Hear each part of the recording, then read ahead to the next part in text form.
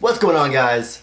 So if you guys aren't currently aware, Red X has currently made his way into the comic universe. So I decided, why not make my own Red X?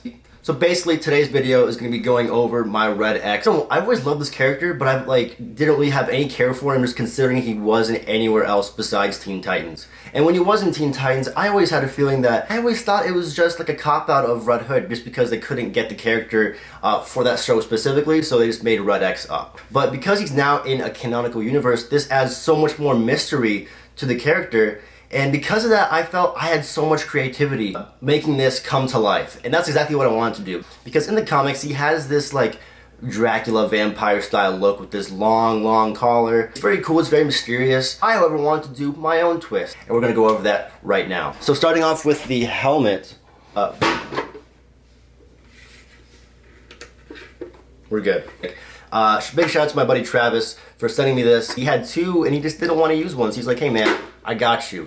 So you guys can follow him at Rebirth Into an Anti-Hero. I'll put his tag right here, as well as a link in the description. It's made by Insider Props. You can follow him on over there at Instagram as well. This guy makes the best cosplay helmets, cowls, whatever you need. And he also does commissions as well. So what I love so much about this is that this took such a classic cartoonish design and it turned it into a faithful, accurate, but still realistic version of the look. I know in the show and in the comics it's like a physical like cloth mask, but in my opinion I just didn't think it would translate that well or go for the look that I was going for. My favorite details are the stuffing and the weathering on this thing because it just looks like it's been through hell. Look at that.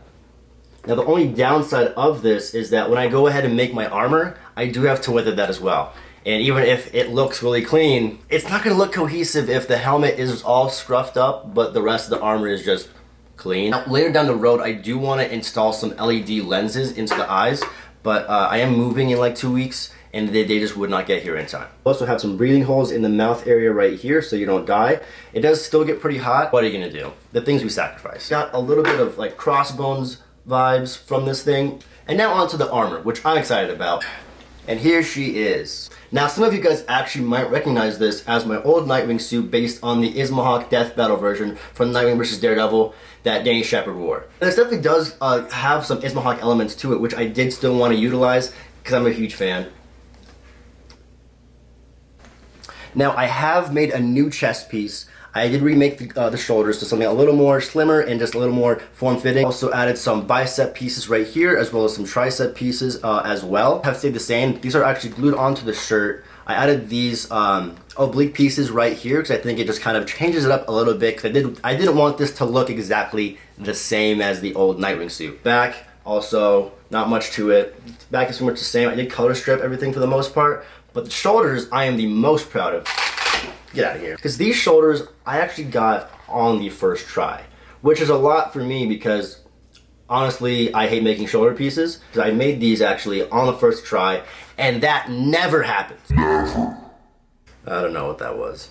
I also did take some inspiration from the Titans Robin suit by engraving this X actually into the chest piece as well. So it's not lifted and it's not sunken in exactly, but it's just engraved. The final piece that brings it all together actually is this neck piece from Iconic Effects that was sent to me by the Christian Luna.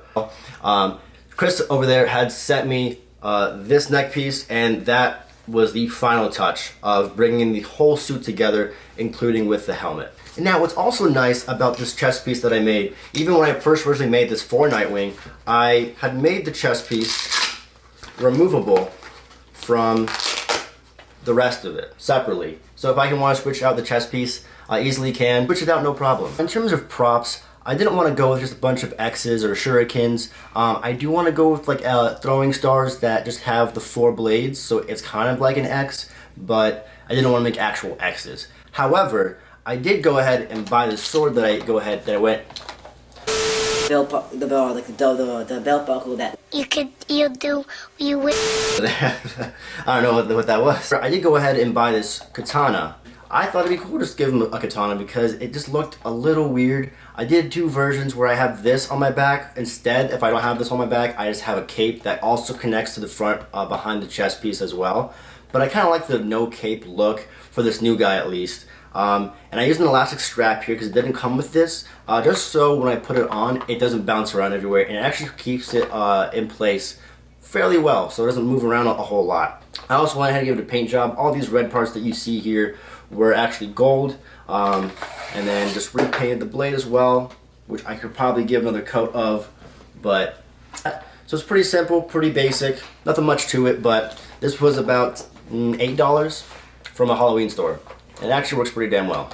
Now for the gauntlets, these guys are pretty old. Same gauntlets that I've used for, I think, both of my Ismahawk Nightwings. I just went ahead and gave it a repaint, red instead of blue, of course. And, it just bleeds through a lot better than I think the blue did, in my opinion. Again, I just do the same thing where I just go ahead with hand wraps and wrap them around those just so it keeps them in place, and it makes it a lot more form-fitting. And so on that note, I'm going to end it here, and I'm going to save the rest of it for the final reveal, which I'm excited to show you guys. And I think you just want to show it properly in the setting that it is meant to be done. Again, I want to go for that cinematic look, so I want to show it in a cinematic setting. And on that note, guys, make sure you follow and subscribe. Go follow me on my other social media pages where I'm also just as active. And you guys keep up with all my other projects, all my other posts, and what I'm up to. Also, real quick, you guys want to see a video where I talk about my fan theories on who I think the Red X might be? It's pretty good. Don't worry, it's not Jason Todd. As always, guys, I'll see you guys next time. Make sure you have a great rest of your day. Embrace that alter ego, and stay whelmed.